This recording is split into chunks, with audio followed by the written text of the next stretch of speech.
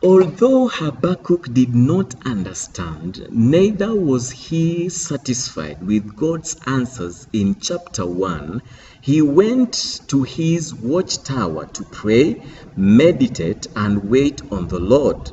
God gave Habakkuk 3 assurances to encourage and strengthen him during those difficult days.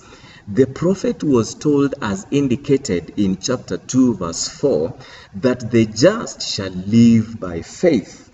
It doesn't matter that all around Habakkuk, as it is today, were sins that God hates, that is, greed and violent covetousness, as indicated in verses 5 to 11, murder for gain in verse 12, drunkenness in verses 15 and 16, and idolatry in verse 19. The promise in verse 14 still stands that God's glory shall one day fill this earth when Jesus Christ shall return to put down all sin and consummate his righteous kingdom. Habakkuk was further reminded, as indicated in verse 20, that God is still on the throne. We have no need to complain or doubt, for he is ruling and overruling in the affairs of nations. Habakkuk thought that God was uninterested in the problems of life, but he discovered that God was very much concerned and that he was working out his own plan in his own time.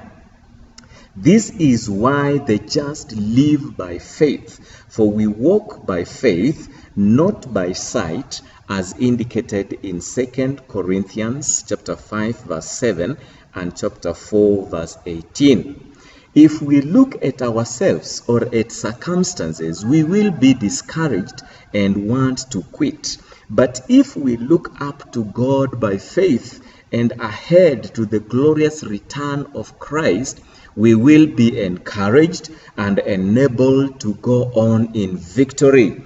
Subscribe to this channel and join in to Habakkuk Part 3 as we experience the prophet worshiping in hard times. Shalom.